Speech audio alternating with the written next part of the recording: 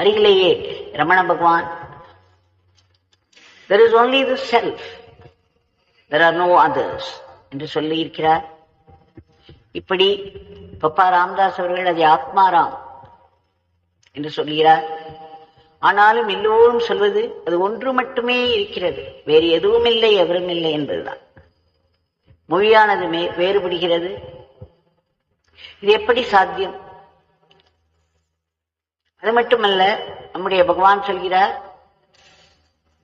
என் தந்தைக்குள் எல்லோரும் இருக்கிறார்கள், எல்லோருக்குள்ளும் என் தந்தை இருக்கிறார். இதை எப்படி புரிந்து கொள்வது? இதை மிக எளிய முறையில் சில வாக்கியங்களில் சொல்ல முயற்சிக்கிறேன். நாம் பார்த்திருக்கிறோம், பல மகாத்மாக்கள் அவர்களிடம் சென்றார்கள்.